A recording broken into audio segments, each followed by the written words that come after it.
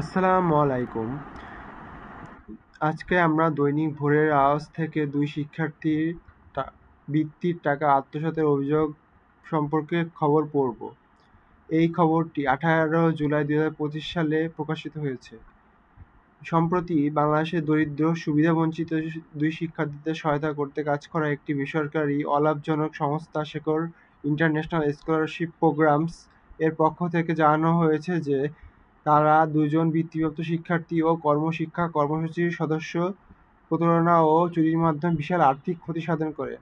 অভিযুক্তরা হলেন সামিয়া ইসলাম ফারজানা, অনার্স শিক্ষার্থী, তিতুমির সরকারি কলেজ এবং সায়দানোয়ার স্বাধীন, আদমজী ক্যান্টনমেন্ট থেকে অনার্স শিক্ষার্থী।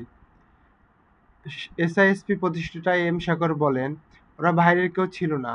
আমি ওদের লালন পালন করছি, পোশাক দিয়েছি, পড়াশোনার খরচ দিয়েছি, পরিবারের সদস্যের মতোই মনে করতাম।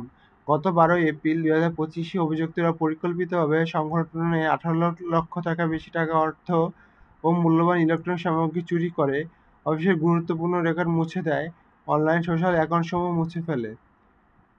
আমরা ভালোবাসা ও সহযোগিতার জন্য এসেছিলাম আপনাদের সন্তানের জীবনে পরিবর্তন আনতে, কিন্তু আমরা যা রেখে যাচ্ছি তা শুধু আর্থিক ক্ষতি নয়, একটি গভীর নৈতিক আঘাত যা এসেছে তাদের হাত ধরেই, যাদের আমরা সবথেকে বেশি বিশ্বাস করেছিলাম।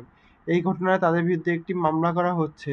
মামলা নাম্বার হলো CR 371/2025।